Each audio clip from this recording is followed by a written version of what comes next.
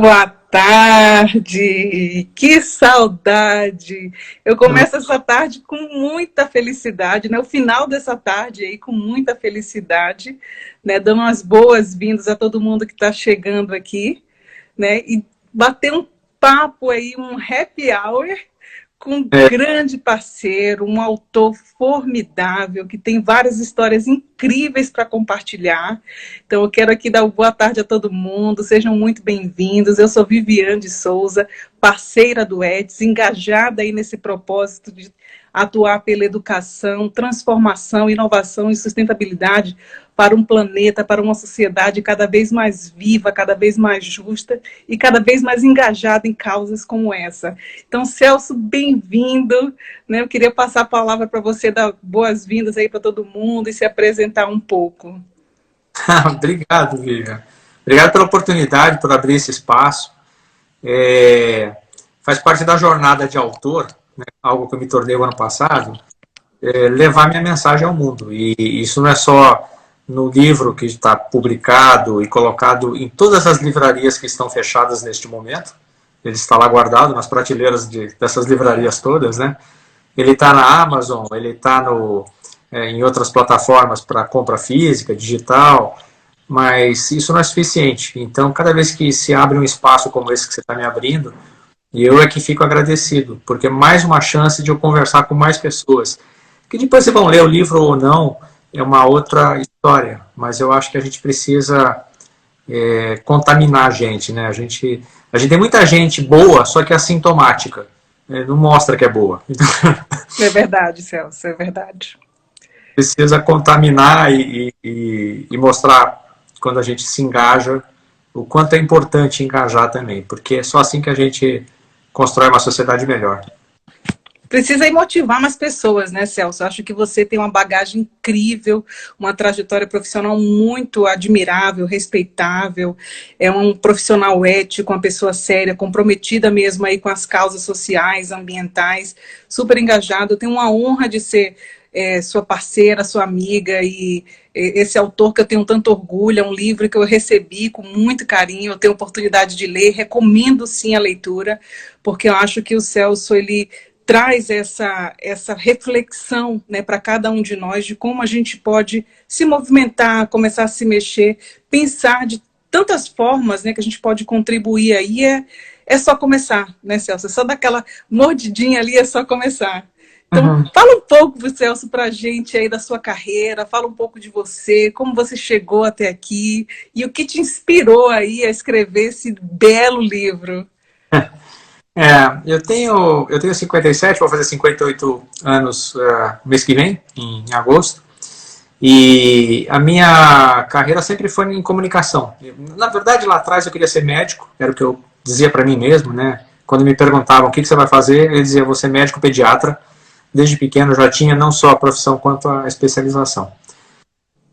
Eu venho de uma família muito humilde, de pais muito, muito humildes, né? E pobres. E quando foi chegando o momento de começar a decidir a questão da carreira e faculdade, aí eu falei, bom, deixa eu cair na real, né? Como é que eu vou fazer medicina? Medicina vão significar 7, 8, 10 anos estudando. Se eu der a sorte de cair numa universidade pública, então, ok, eu só tenho que me preocupar com comida porque eu não vou pagar a faculdade. Mas se eu não tiver essa sorte, quem vai pagar meus estudos? E numa situação ou em outra, como é que eu ia viver? Estava ali com 17 para 18, até perto dos 30 sendo sustentado, né? Então eu decidi que eu não ia seguir essa carreira. Na época eu fiz um teste vocacional, nem sei se eles existem ainda, e o teste disse que eu gostava muito de escrever e tinha talento para isso. Eu falei, ótimo, então fui fazer comunicação. Dando um salto, né? Eu estava já com a minha própria agência de comunicação dirigida e por razões visão de mundo espiritual, enfim, valores, né? Eu sempre me engajei com o terceiro setor. Então eu usava os recursos que eu tinha na agência, tinha equipe de criação, tinha estúdio, criava marcas, logotipos, campanhas, colaborava com ONGs, sempre de forma pro bono. E aí eu dizia, olha, o dia que eu puder e que eu vender minha agência, ficar rico, me aposentar, eu só vou fazer isso, eu só quero trabalhar com esse pessoal, porque é muita gente do bem fazendo coisa boa, é uma outra energia que me nutre a alma.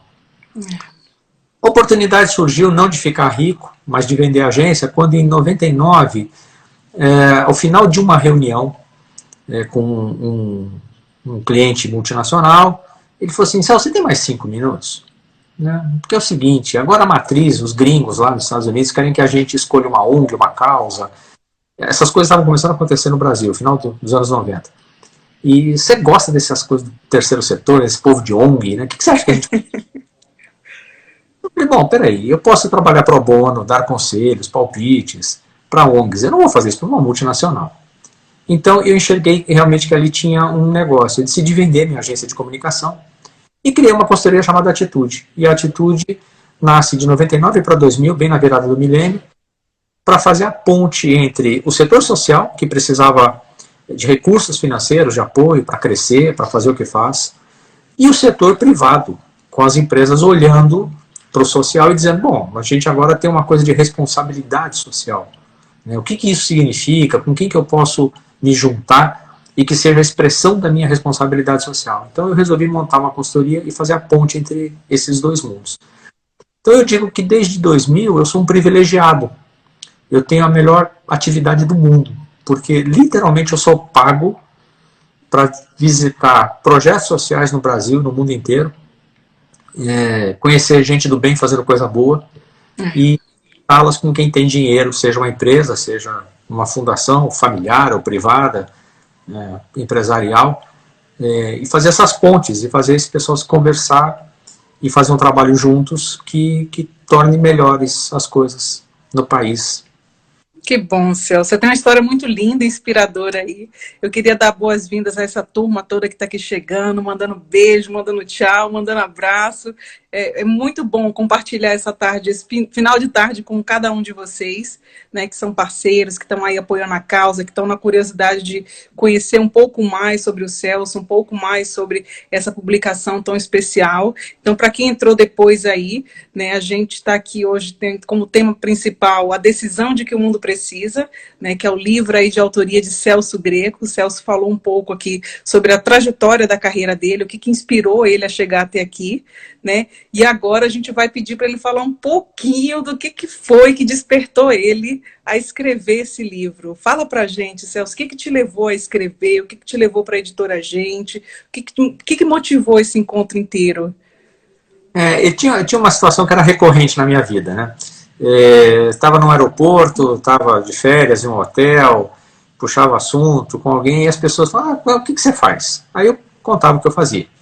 A reação invariavelmente era, nossa, que bárbaro, que lindo, um trabalho que tem propósito, que transforma, o mundo realmente precisa disso, o país precisa, porque não dá para político, nas instituições, isso, aquilo.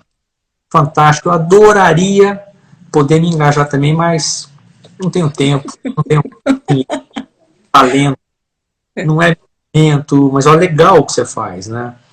E aí, isso me trazia um certo inconformismo, porque eu dizia assim, ó, tá vendo, por isso é que a gente, sobre um determinado aspecto, tem o país que nós temos, né? Um país em que, por exemplo,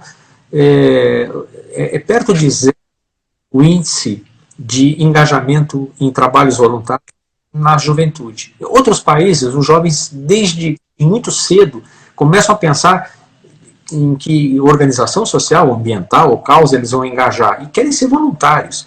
Existem países como a Alemanha que dizem o seguinte, o que você quer fazer? Servir o exército ou ser voluntário um ano? A maioria escolhe, eu quero ser voluntário. Então, o governo alemão paga para esse jovem ser voluntário em alguma ONG que ele vai escolher. A gente não tem isso no Brasil. Claro que não tem o apoio, tem que ir para o exército, mas também não tem a cultura, não tem a vontade. Então, essa situação de é necessário, é importante, queria fazer algo, mas eu acho que não tenho como, para mim ela era cada vez mais recorrente. E aí eu dizia, não, peraí, eu acho que dá para fazer algo. Eu sou amigo da Roseli Boschini, a dona da editora Gente, e eu falei, eu vou escrever um livro. Eu vou escrever um livro porque eu queria encorajar as pessoas. E para encorajá-las, eu queria falar um pouco também de uma qualidade que eu encontro em todo mundo que trabalha com esse setor, né? e que eu vou chamar de uma inteligência espiritual, que não tem a ver com religião. Eu encontro pessoas fantásticas que não acreditam em Deus, fazendo trabalhos muito fantásticos ainda. Mas elas têm um sentimento, uma visão humanista. Eu digo, isso está no espírito dela. Ela até pode achar nenhum, mas ela tem. Mas está nisso que eu chamo de um espírito. Então ela tem uma inteligência que eu sei o quanto é importante e famosa a inteligência emocional. Mas a inteligência emocional, ela diz muito respeito a você. Como é que você vai lidar com as suas dificuldades? Como é que você vai desenvolver uma resiliência? Como é que você vai entender a sociedade onde você vive para poder se comportar e navegar, trafegar nela, se ferir tanto? Se for ferido, como é que você resilientemente reage? A inteligência emocional, ela é importante. Na minha visão, no momento de mundo que a gente está vivendo, e eu não falo ainda de pandemia, né, que a gente vinha vivendo, tem uma outra inteligência que é espiritual, que ela é mais necessária. Ela não é mais importante, eu só digo que ela é mais necessária. Porque nunca a gente teve situações de tamanho isolamento, individualismo, como uma cultura. Tá? E falei, eu queria escrever sobre isso. A Roseli, fui lá na editora, falei, Roseli, estou escrevendo um livro assim, assim. Ela conhece minha história, minha trajetória. Ela me disse 3 coisas. A primeira foi, olha, Celso, eu acho que não fala de inteligência... Perdão, a primeira foi a seguinte, ela falou assim, olha, se você quer escrever um livro, eu posso te indicar algumas editoras, eu tenho vários amigos, você vai escrever, acontece assim, assado, você assina um contrato. Ele me contou como é que funcionava escrever um livro. Ela falou, eu estou te dizendo isso pelo seguinte, eu não lanço livro, eu lanço autores. Se você quer escrever um livro, eu vou te indicar uma editora amiga que vai publicar. Se você quiser começar uma carreira de autor, então a conversa é comigo. E a segunda coisa que ela me disse foi, não coloque inteligência espiritual na pegada do livro, na capa, no título. Sai disso. Né? Fala de outras coisas. Põe lá dentro. Porque as pessoas vão ligar com religião, vão achar que você está falando. Então, lá dentro do livro você argumenta o que você tiver que argumentar. E a terceira coisa que a Roseli me disse foi, eu acho que é um livro que não vai vender. Mas ele é um livro necessário e eu quero fazê-lo. Né? Pô, que bacana, né? Que estímulo. Eu vou fazer um livro que não vai vender, mas que ele é um livro que ela quer fazer, então a louca é ela, não sou eu. Né? E porque é assim que funciona. Então, falei, topei que isso ia ser o início de uma carreira de autor, e topei escrever o livro e lancei. Eu sou uma pessoa que eu sou conhecida depois de 20 anos no meu setor. Mas eu não sou conhecido nacionalmente, não sou uma autoridade. Né? E eu queria fazer um livro que vai para as livrarias do país todo. Então eu precisava que aquilo que eu fosse trazer no livro não fosse a minha opinião, é o que eu acho, é o que eu vivi. Né? Eu disse, eu preciso trazer primeiro um conjunto de argumentos que digam, olha, isso é o estado do mundo. As coisas estão como estão, do jeito que você sente, por causa disso. Aí agora a gente pode começar a conversar. Então eu precisava fazer esse movimento. E aí, nesse sentido, eu fui buscar alguns apoios, algumas fontes para argumentar. Eu comecei pelo relatório de riscos globais do Fórum Econômico Mundial de Davos. Todos os anos, Davos publica um relatório de riscos globais. Davos houve 2.100 lideranças políticas, religiosas, empresariais no mundo, né? E pergunta, o que está pegando? O que vai pegar esse ano? 2019, no ano passado, a resposta foi, o que está pegando é que nós estamos falhando como sociedades nas respostas que deveriam ser coletivas para problemas que são coletivos. Estamos nos isolando como países nas nossas fronteiras e cada um tentando resolver o seu quintal. Mas os problemas são coletivos. Né? Isso não vai dar certo. Claro que eles se referiam a temas como mudanças climáticas, refugiados, né? E as pessoas podem realmente achar que mudanças climáticas, olha, não sei se vai acontecer, se acontecer em 2090, não vou estar aqui, e não ligarem para isso. Refugiados, você pode dizer, olha, isso é um problema que acontece lá na Itália, porque os caras entram num barco, saem da África, morrem pelo caminho, os que chegam é um drama humano, os outros vão caminhando, né, tentando entrar na Alemanha. Poxa, isso tudo está tão longe, não vai me atingir. Então, tem um pouco de uma explicação que passa por aí. Na época, eles falavam disso. Né? E eu abro o livro trazendo esse relatório, mas eu não paro aí. Eu fui buscar uma pesquisa em Harvard, Universidade de Harvard. É a mais longa pesquisa já feita na história das pesquisas. Há 82 anos, Harvard acompanha um grupo de 724 pessoas, os que já morreram. Agora eles acompanham os familiares, em busca da resposta para uma pergunta que é a seguinte: onde está ou qual é a raiz de uma vida feliz? Onde são as raízes, né, da felicidade, de uma vida feliz? Certamente, as raízes de uma vida feliz passam por a gente ter alguma segurança de que teremos uma aposentadoria decente, que teremos um plano de saúde ou um sistema de saúde que vai nos acolher, né? Mas o que vinha como um fator, primeiro, pesquisado, observado, há 82 anos, as pessoas que se conectam com outras, elas são mais felizes. Todas essas coisas vêm depois, mas a conexão humana, nada vai substituí-la. Verdade, Celso. Aí eu sigo na minha pesquisa e encontro a Secretaria da Solidão, que hoje em dia é o Ministério da Solidão, que foi criado na Inglaterra. Isso não é um nome fantasia, uma ONG, um movimento, uma causa. Isso é um órgão de governo. A primeira-ministra Theresa May, diante de uma pesquisa que apontava que 15% da população inglesa se declarava solitária, com reflexos e impactos no sistema de saúde, porque essas pessoas ficam doentes e vão buscar remédios, tarja preta e consultas psiquiátricas, cria uma Secretaria da Solidão. Eu chamei de secretaria no livro, porque o livro eu escrevi mais ou menos entre fevereiro e abril. Ele entrou em edição e publicação entre maio e junho, eu lancei em julho.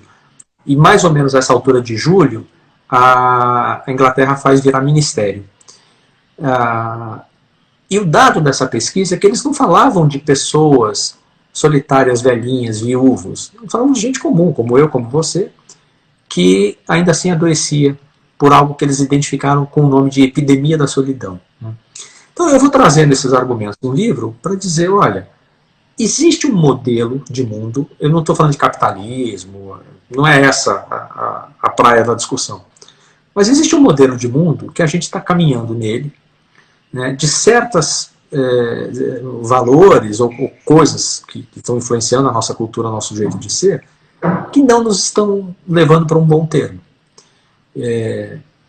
Feita essa argumentação no livro, eu passo a contar de pessoas simples, comuns, né, meus heróis anônimos, como eu chamo, que foram engajando causas ou apoiando ou criando ONGs, não importa, eu apresento diversos exemplos para todos os tamanhos e todas as cabeças e corações, e digo, olha, você também pode fazer alguma coisa. Então, para de se sentir impotente, sozinho e de sofrer, e faça algo.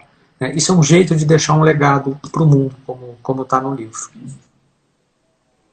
Eu acho, Celso, o nosso país é tão rico, né? Assim, a gente olha para o mundo, olha para essas pesquisas que você apresenta, mas o Brasil, que é um país tão rico, a gente tem que investir tanto, porque eu acho que a base de toda transformação, né, acho que essa grande sustentação do ETS é a educação.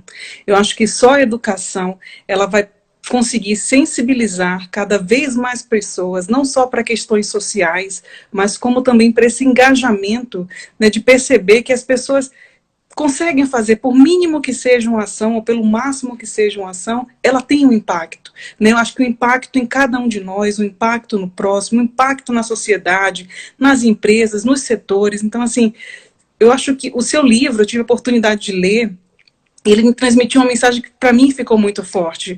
Foi comece, né? Comece por alguma coisa, comece, faça uma escolha. Então, cada um de nós tem um poder na mão que é o da decisão. E eu acho que essa decisão cabe realmente, assim, de olhar para dentro da gente e saber o que vai me transformar, o que vai me evoluir como pessoa, como ser humano, como profissional, né? E o que eu posso contribuir, como você colocou, deixar de legado para esse mundo.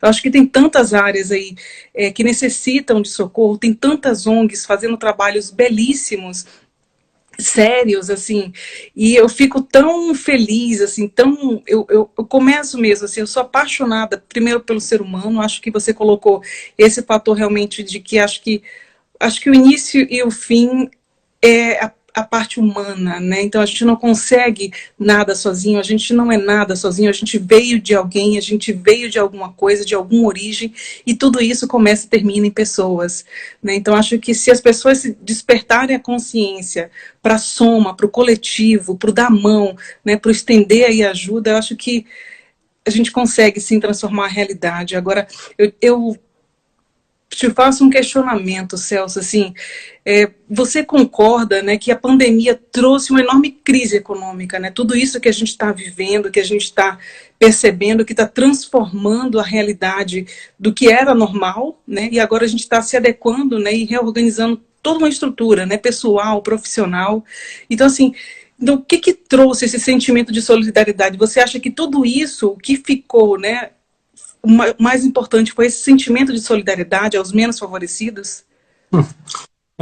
A pandemia, ela trouxe antes do sentimento de solidariedade, ela trouxe um instinto de sobrevivência. A primeira coisa que ela desperta é o instinto de sobrevivência. Porque a gente, de repente, começou a perceber que esse troço mata, né?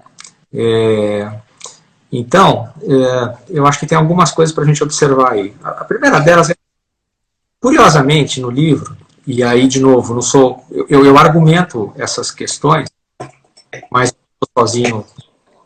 Por isso é que a pesquisa de Harvard, o relatório do Fórum Econômico Mundial, uma outra pesquisa da Cigna Seguros, que é a maior empresa de seguros do mundo, viu também 20 e tantos mil jovens na Califórnia, universitários, Secretaria da Solidão, tudo isso para dizer o seguinte: olha, a gente está criando uma sociedade, ou vivendo em uma sociedade, em que oculta o individualismo, né? O self-made man, ou self-made woman, é o que é o celebrado. A minha vitória depende da sua derrota, né? Então, assim, é um mundo, basta você parar na frente das prateleiras dos livros de autoajuda. Dá uma lida nos títulos. Todos eles pregam que a solução está em você. Você tem que acreditar em você. Você tem que despertar o seu eu, o seu talento, o seu... Existe um pedaço verdadeiro, respeito, mas existe um pedaço que eu acho minimamente complexo. Porque, assim, a gente nunca tem a visão do coletivo. Então, a sociedade que tem essa cultura do vencedor, ela só pode prevalecer. Para que haja um vencedor, tem que ter perdedores, né? Então, essa é uma questão que está na introdução do meu livro. Tento fazer um resumo, mas é o que está no sentimento desses meus companheiros de pensamento, né? Fórum Econômico Mundial, Harvard, etc., né? E eu trazia isso para apontar o seguinte: a gente está perdendo algumas qualidades biológicas que nos trouxeram, são humanas porque são biológicas, mas elas são biológicas antes de serem humanas, do coração, do pensamento, que nos trouxeram até aqui. Todas as vezes que a gente quis evoluir como sociedade, nós nos juntamos e nós nos protegemos. Existe uma coisa que está lá no livro e que é a base do experimento do Ministério da Solidão na Inglaterra, em um hospital. Fizeram uma aplicação. Que é o seguinte: desde os tempos pré-históricos, nós vivíamos em bando, né? Por quê? O bando me protegia. Havia um predador fora da caverna. E cada vez que eu me sentia sozinho, longe do meu bando, o meu cérebro entrava num estado de hipervigilância, porque eu estou sozinho, o predador está solto, ele pode me atacar. Um cérebro em estado de hipervigilância produz cortisol. Cortisol é o hormônio do estresse. Estou falando de tempos dos homens das cavernas. Você salta alguns milhões de anos. A gente evoluiu muito. Mas cérebro é cérebro, pulmão é pulmão, fígado é fígado, coração é coração. Tudo continua funcionando de acordo com uma lei biológica, desde que a gente virou Homo sapiens, né? O nosso cérebro continua entendendo o isolamento, a solidão, como o predador está solto e ele pode me atacar. Então a gente às vezes desenvolve um alto grau de estresse só porque a gente não está se conectando, né? Ou porque a gente está nesse culto ao individualismo. Eu não posso me conectar, porque a hora que eu divido, então eu deixo de ganhar, né? Isso tudo, testado na Inglaterra, comprovou que a cada 1 libra que o governo colocava num programa que ele chamou de conectores comunitários, ele economizava 6 libras em sistema de saúde com aquelas pessoas, né? Então, eu acho que o que a pandemia nos provoca, né? Primeiro, um sentimento um instinto de sobrevivência, né? A gente entrou num grau de estresse, sim, e dizer, bom, agora eu tenho que me isolar, eu tenho que ficar na minha casa fechado, eu não posso mais me conectar com as pessoas, eu não posso me encontrar, não posso abraçar, não posso fazer um monte de coisa, né? Isso é uma questão. Ao mesmo tempo, a gente viu assim, um movimento de solidariedade que alguém fez uma conta que no Brasil, nos últimos 2 meses, houve mais fluxo de dinheiro para programas sociais e assistencialistas e de socorro e cestas básicas e etc., do que em geral se investe no ano todo. Então, de repente, assim, bateu um pânico, mas também, junto com isso, bate um sentimento de solidariedade, de empatia, né? Olha o movimento dos entregadores que ontem fizeram greve e muita gente apoiou. E tem gente que não apoiar, né? Porque eu tenho que sentir empatia por esse sujeito que está se arriscando enquanto eu estou na minha casa. O movimento de empatia pelos enfermeiros, pelos médicos que estão se arriscando enquanto eu estou na minha casa. A gente nunca prestou atenção em seres que são absolutamente invisíveis. Se eu nunca precisar de um hospital, eu não penso na importância do médico e do enfermeiro. Se eu não peço comida, ou se eu peço, eu nunca prestei atenção. Como é que esse rapaz está chegando, se ele veio de bicicleta suado, se ele estava de moto, se ele quase tomou um tombo. Se era para vir um, mas ele tomou um tombo, aí mandaram outro, eu ainda reclamei, porque atrasou minha comida. Isso nunca esteve no radar da nossa sociedade. Isso tudo está no radar. Qual é o risco, né? A gente está experimentando assim, a gente depende dos outros. Para o meu bem-estar ser assegurado, alguém está se arriscando, né? Para a minha saúde ser preservada, alguém está se arriscando. Então, isso é muito legal. Eu tenho feito um esforço enorme de dizer o seguinte, né? Essa é uma curva que não podia achatar. Não pode entrar em platô essa curva, né? Então, e o meu receio é, à medida em que a gente for vencendo a pandemia, ou que a gente for achatando a curva, ou que ela entre num platô, não sei o quê, vai passar a vontade de ajudar. Vai passar a vontade da gente, né, prestar atenção no outro. E nós vamos ter que retomar nossas vidas, nossas coisas, que vão estar muito atrasadas, os projetos, os dinheiros, né, as viagens que eu não fiz, os encontros que não.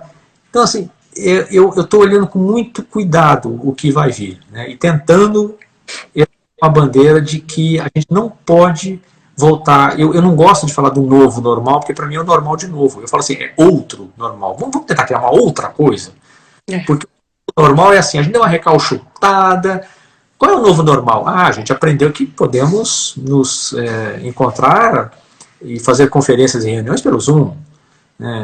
Aprendemos que dá para ficar em casa, fazer home office, e isso não diminui produtividade. A gente vai levar um monte de coisa para esse pós-pandemia, né? Mas era bom que a gente pensasse que a gente precisa construir um outro normal, e não um novo normal, porque o risco é normal de novo, né? E aquilo que a gente vivia não era normal. Eu acho que fica um grande aprendizado aí, né? Acho que toda lição é igual amadurecimento, né? A gente gosta de aprender, por mais que pai e mãe falem, a gente gosta de aprender na dor, na experiência, na vivência. Então, acho que tudo que está acontecendo veio para ensinar, né? Algumas pessoas colocaram aqui a importância, né, de perceber a pessoa que limpa a nossa rua, né? A pessoa que atende nossa assistência à saúde, a pessoa que cuida da nossa alimentação. E quando tudo isso para, e a gente só percebe quando precisa, né? Então, quando toca a gente. Então, olhar um cenário como esse, acho que o que fica realmente é essa sensibilidade, né, de olhar para o outro, de olhar para o próximo, de olhar para a nação, de olhar para tudo isso que está acontecendo, e para dentro de si, principalmente, falar assim, eu posso e devo fazer alguma coisa, sempre é possível fazer alguma coisa. Então, tudo isso que você coloca, Celso, e que você aborda em seu livro, assim, eu recomendo mesmo, assim, quero agradecer a todo mundo que está aqui engajado, acho que são parceiros do ETS mesmo, estão envolvidos nessa causa aí de educar, transformar, inovar e sustentar. Vou repetir sempre, porque é uma causa que tem um propósito, né? Eu vejo que tem ONGs aqui também que estão acompanhando, tem páginas que são muito engajadas, que cada vez mais mobilizam pessoas, sabe assim, levam suas mensagens para conscientizar, porque às vezes não é porque a pessoa faça, porque ela não conhece, ela não compreende, né? Então é aí que vem mais uma vez a educação. Ela só vai perceber o impacto de suas ações quando ela se conscientizar de fato do que é e do que precisa ser feito, né? Então tá tudo aí, eu acho que a educação tem um papel primordial, acho que a gente tem que olhar desde a educação de base, a quando a gente monta um negócio, uma empresa, uma instituição, uma indústria, seja o que for, olhar para a política, né? Não só uma política social, mas uma política de implementação do que eu quero, né? E do que eu posso deixar aí para a sociedade, para a comunidade, para mim, para as pessoas que estão ali ao meu redor, para a minha família, porque é isso que fica, né? A gente está aqui de passagem nessa transição. Então eu espero, Celso, assim, que a mensagem que o seu livro apresenta, que ela realmente chegue a muitos corações, chegue a muitas cabeças, que as pessoas leiam e compreendam a importância de se engajarem, né, e da decisão que o mundo precisa. Então, eu queria te perguntar também aqui, né, porque você cita aqui no livro e você fala um pouco da epidemia da solidão. Então, eu acho que tudo isso que está acontecendo ressalta essa epidemia da solidão. Fala um pouco mais para a gente sobre isso, Celso. Pois é. Falar da epidemia da solidão, a gente tem que desconectá-la totalmente do isolamento, né? Porque ela é pré e ela vem antes. À medida em que eu estava escrevendo o livro, várias hipóteses vinham à minha cabeça. Sempre mentalmente eu fazia referência a essa coisa que eu tinha estudado e que está muito mapeada na Inglaterra, nos Estados Unidos, em alguns países da Europa acho que já estão estudando isso, a África do Sul está fazendo, que eles deram o nome de epidemia da solidão. Esse fenômeno que identifica pessoas que não são aquelas no estereótipo do velhinho, viúvo, que mora sozinho, né, mas de pessoas que apresentam um quadro e que remete a uma coisa que é solidão. E que é diferente de depressão, na minha cabeça. Bom, isso ficou tão instigante para mim que eu resolvi empreender uma pesquisa no Brasil. E aí a primeira pesquisa, ela ainda está inédita, estou fazendo uma negociação de um lançamento dela, porque ela é um tema importante, mas foi uma pesquisa em que nós fizemos com todo o rigor científico. Então, a primeira etapa foi conversar com neuropsiquiatras, neurocientistas, pedagogos, psicopedagogos, psicólogos, para poder saber que nós tínhamos realmente algo que parecia ser uma solidão. Então, existe solidão, é diferente de depressão, isso tem chegado ao seu consultório, como é que chega? E foi um processo em que a gente teve umas 15 entrevistas em profundidade com especialistas. Isso nos ajudou a estruturar um roteiro. Segundo passo da pesquisa, qualitativas.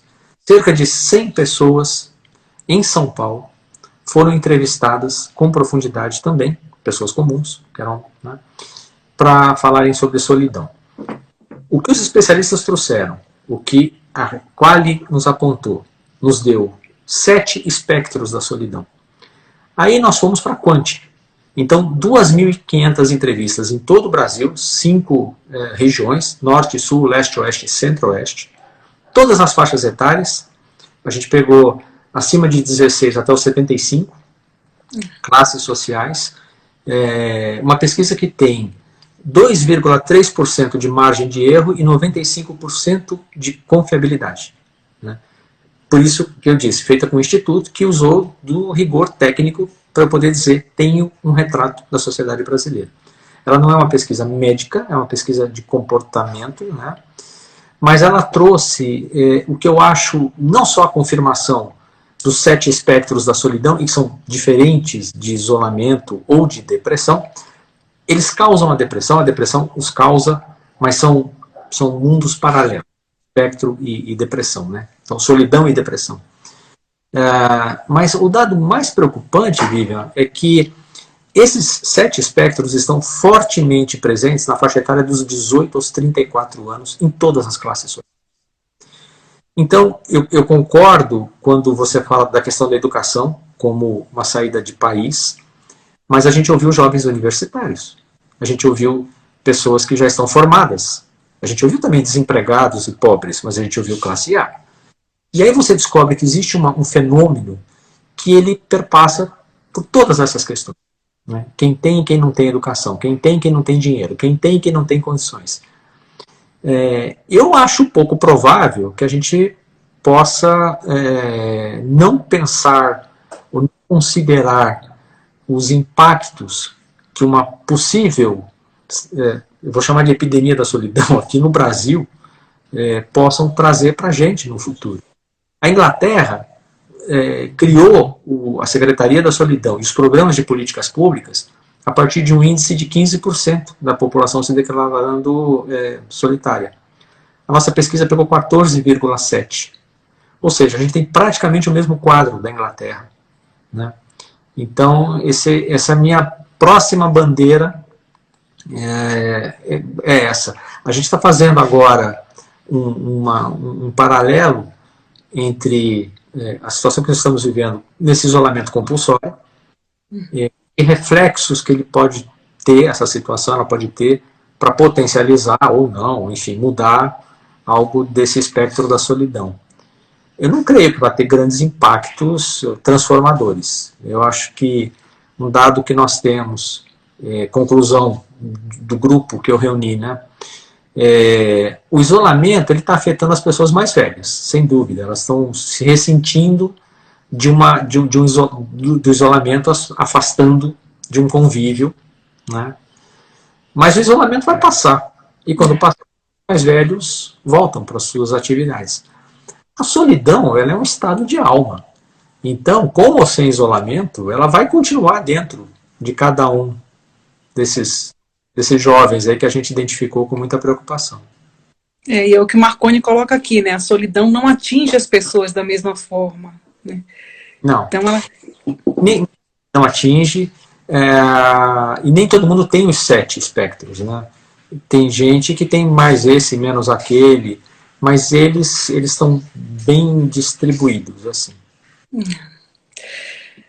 Celso, é uma missão que não é fácil, né? Mas assim, eu acho que é um prazer imenso, né? Acho que a dificuldade, quando ela se apresenta, né? E a gente olha para essa solidão e compreende um pouco essa diferenciação, como você colocou aqui para a gente, não sei como sensibilizar, né? Porque tem coisas que são muito hormonais também, né? Uhum. E aí, Celso, você aborda aqui também 7 caminhos, né, em seu livro para sair da indiferença e fazer algo pelo futuro da sociedade. Né? Então, fala um pouco para a gente dessas 7 maneiras de engajamento que é possível a qualquer pessoa, né? Independente de condição social, financeira. Fala um pouco para a gente mais sobre essas 7 aí caminhos, esses 7 caminhos. Eles nasceram de uma frase muito bonita que a Roseli, a minha editora, um dia disse, e eu tenho dito a ela que eu roubo a frase e uso. Né? A Roseli diz assim, que escrever um livro é um ato de amor à humanidade. Porque existe sempre alguma dor no mundo. E para a dor que existe no mundo, alguém tem um caminho para sair dessa dor. Então ela fala, quando você escreve um livro, você está ajudando a curar as dores do mundo. Né? Por isso é um ato de amor. Então não basta você oferecer a sua visão de um problema, de uma questão, as suas concepções. Né? Não para no diagnóstico. O diagnóstico ele pode ser brilhante, eu posso concordar com ele. Mas eu não posso fazer com que o meu leitor termine o livro dizendo assim, eu sabia, tá ruim mesmo. Agora, não consegui estimular. Então, você tem que dar uma saída para a pessoa. Tá, e o que eu faço com isso? Né? e que seja uma saída que ela possa. Então, eu aponto 7 caminhos, e que eu brinco dizendo assim, os 7 são 6 mais 1. Porque eu aponto 6 caminhos em que você pode doar seu tempo, doar seu dinheiro, consumir com... não, esse vai ser o 7º. Escolher trabalhar numa empresa com propósito. E vou trazendo. Em um eu trago uma história, um exemplo, em outro eu trago uma parábola, outro eu trago, né, enfim, um dado. Eu fiz um livro, minha maior preocupação era não ser chato, não ser didático, né, é uma conversa, o livro é uma conversa. E eu acho eu estou aqui numa conversa, então a cada capítulo, se a conversa estiver interessante, você segue, né? Se não tiver, você fecha. O último capítulo do livro é assim, nada neste livro pode ter servido para você. E aí eu falo, olha, pode ser que você tenha chegado aqui e ter dito, né, olha, acho que não é para mim. Eu falei, ótimo, passa esse livro adiante, então, porque eu tenho certeza que alguém na sua rede de relacionamentos vai falar assim, isso aqui não é mas é a cara da Via, eu vou dar para ela esse livro, né? Então passa adiante, se não for. Mas eu aponto esses 7 caminhos, são 6 que eu vou colocando, e o 7º é assim, olha, caso você ainda assim esteja convicto de que não é possível você se engajar, apoiar, se envolver, fazer disso a sua profissão, escolher uma empresa com propósito, nada, não é seu tempo, não é seu momento, ok. Se você vai decidir continuar vivendo, existindo, né? Se você está resolvendo nesse momento em se matar, não tem mais nada a fazer. Então, né, você vai se matar. Mas se você não tem planos de se matar agora e você quer continuar vivendo, tem uma 7ª coisa que você pode fazer, que é então consumir com causa, né? Exista com causa. Então, você vai ter que comer. Olha de quem que você está comprando. Você vai ter que se vestir. Olha em que loja você está, né? Então, é possível não fazer nada do ponto de vista de um ativismo visível, mas é possível ser um grande ativista existindo com consciência, consumindo com consciência, né? Comprando as coisas com alguma consciência que seja. Então, a proposta é, se você só quer existir, então exista de uma forma que vai ser importante para o mundo, né? Porque se a gente parar de consumir orgânico, de comprar de empresas éticas, ou de se manifestar quando alguma coisa... esse movimento não vai prosperar nunca, né?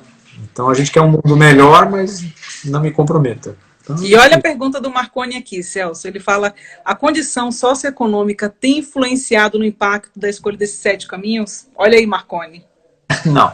Marconi, eu faço uma conta assim, 1% já é um bom começo.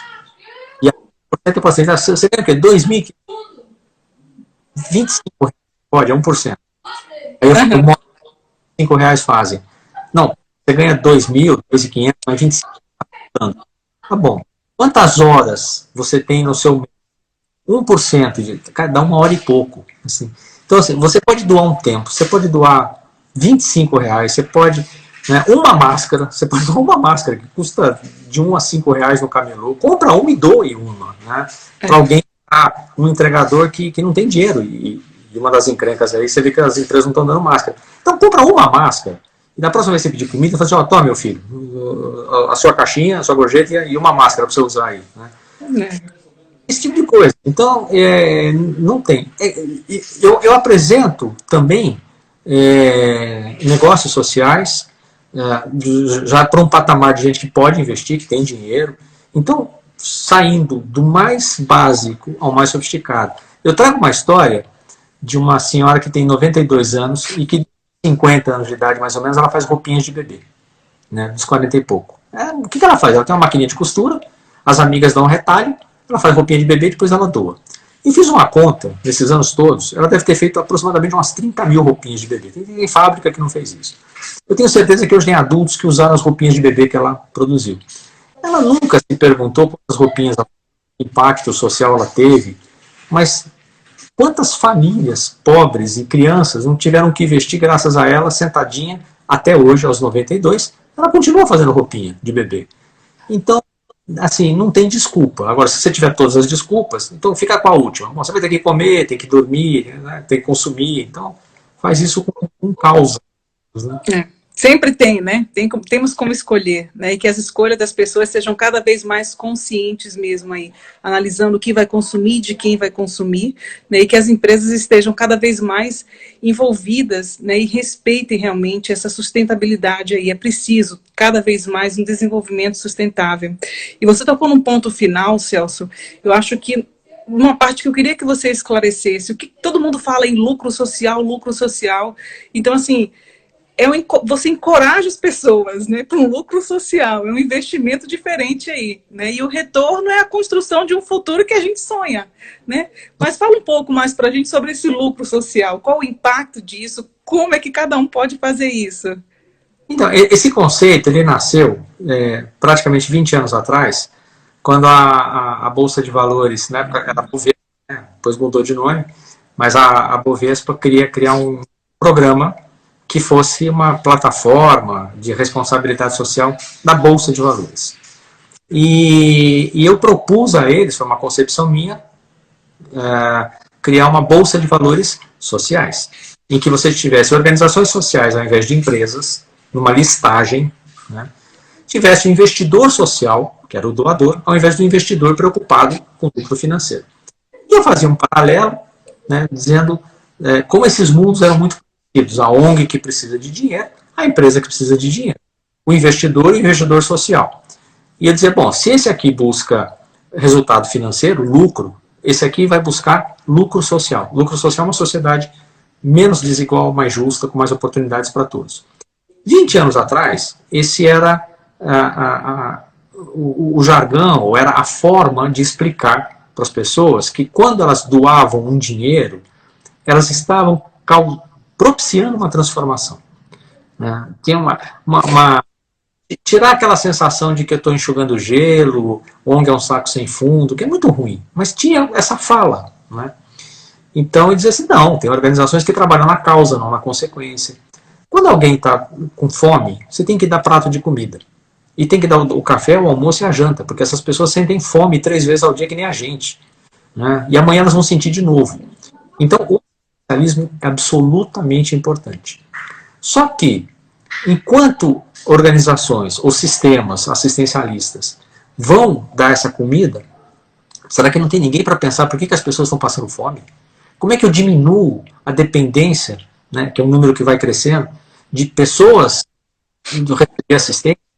Então, lucro social também era identificar a organização na causa e não na consequência. Para que diminuíssem as causas, para que a gente extinguisse as causas. E aí as consequências ficassem também menores ou acabassem de vez. Né?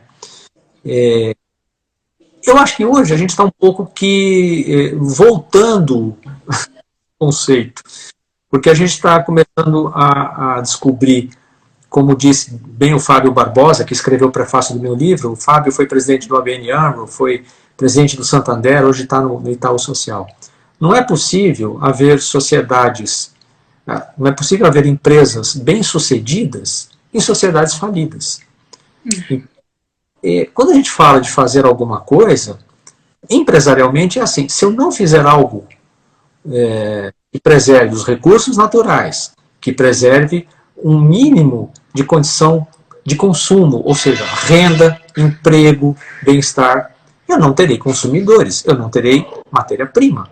Então eu faço, inclusive, por interesse próprio, e tudo bem.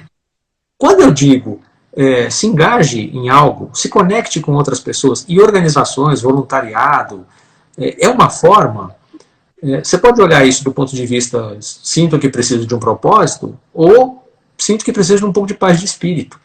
E quando você fizer, você vai encontrar um estado de bem-estar mental, né, de produção de, vamos lá, eu falei do cortisol, de oxitocina, que é o hormônio do amor. Então, quando alguém me dá um abraço, quando eu faço uma coisa legal, que alguém reconhece, eu falo, nossa, né, deu uma coisa gostosa. Então, assim, se não for por um altruísmo, né, faça por egoísmo. Faça por... mas... Ai, Celso, eu tô olhando o tempo aqui, eu tô com o coração apertado, que eu queria passar a noite inteira conversando com você, porque é muita paixão, né, por tudo que a gente faz, por tudo que você faz, é muito muito que contribuía e de tudo que você pesquisou e resumiu um pouco esse livro, que tem muito mais páginas, né? E antes da gente ir para o encerramento, eu só queria saber aí a curiosidade de todo mundo, né? Eu que já li, né, A Decisão de que o Mundo Precisa. Vai ter mais algum outro? Ah, eu tenho A Decisão de que o Mundo Precisa. Vai ter mais algum outro, Celso? Tá pensando? Vai. Na verdade, eu estou escrevendo ele. Como eu te disse, eu assumi um compromisso, não com a editora, porque esses compromissos, o que vale é o compromisso que a gente tem com a gente, né? Mas obviamente isso envolve a editora também por uma questão ética. Mas eu assumi um compromisso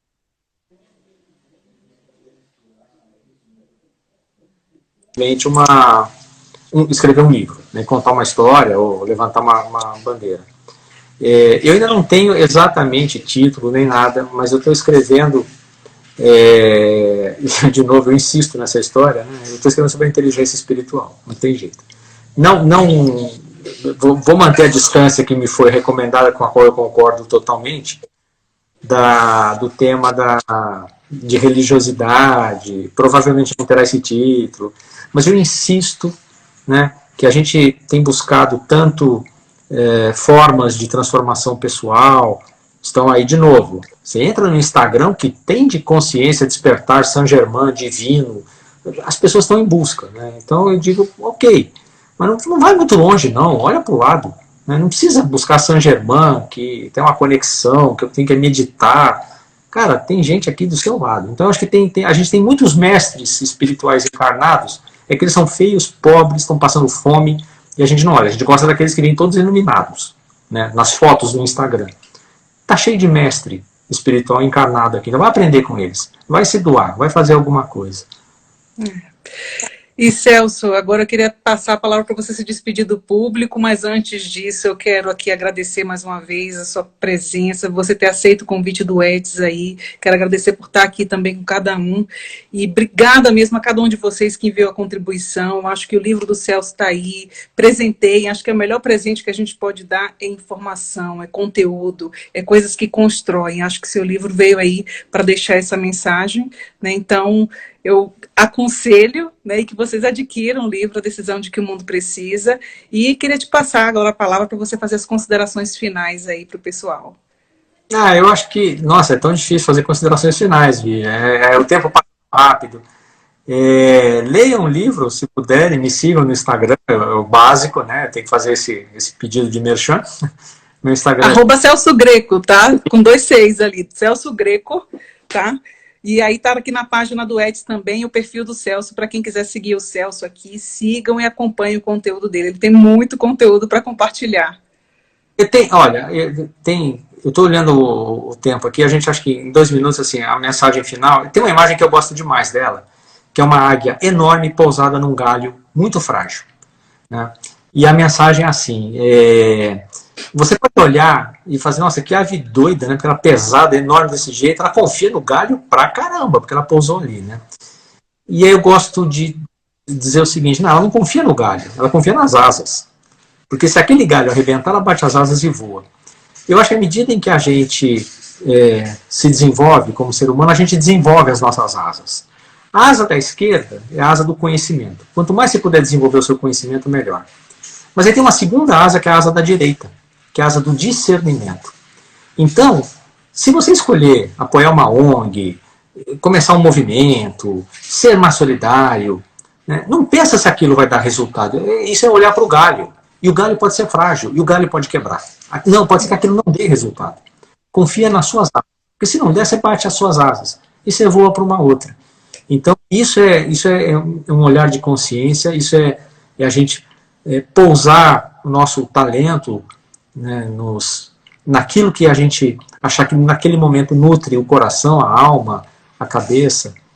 E se não der certo, você parte para outra. Não desiste, não. Você tem a vida pela frente. Muita gente não tem a vida pela frente. Aliás, se não for engajamento social nosso, de todos, eles não vão ter muita vida. Já não tem muita, né? Não tem outra alternativa, né, Celso? E tem tanto trabalho lindo, então, assim, obrigada a cada um de vocês. É muito importante que vocês continuem acompanhando, enviando as sugestões, para que a gente continue transmitindo mensagens que sejam construtivas aí para a transformação da nossa sociedade, né, e tornarmos esse mundo um lugar melhor para todos, a cada dia, a cada momento. E, Celso, você, assim, eu já estou aqui com saudade, né? Pena que eu não posso te dar um abraço aí. Então eu deixo o meu cheiro aqui a cada um de vocês. Um abração para você e sua família maravilhosa. Obrigada por seus ensinamentos. E eu só tenho aqui que dizer, eu sou muito sua fã, porque eu acho que são pessoas como você iniciou a nossa conversa, para quem não acompanhou, você iniciou Não Sou Famoso. Para mim, você é um dos ídolos, porque é uma pessoa que merece ser seguida, né? Uma pessoa que inspira e que realmente é efetiva em suas ações. Então, parabéns, continue iluminando e levando esse seu conhecimento e inspiração para tanta gente. Deus te abençoe. Um cheiro a cada um. Obrigado a todos. Obrigado, Vivian. Obrigado a quem participou e eu espero que a gente continue se cruzando aí. Com certeza. O Edson vai precisar muito de você, da sua ajuda aí também. Estou aí. Pode. Vamos juntos. Um abração, pessoal. Até a próxima. Obrigado.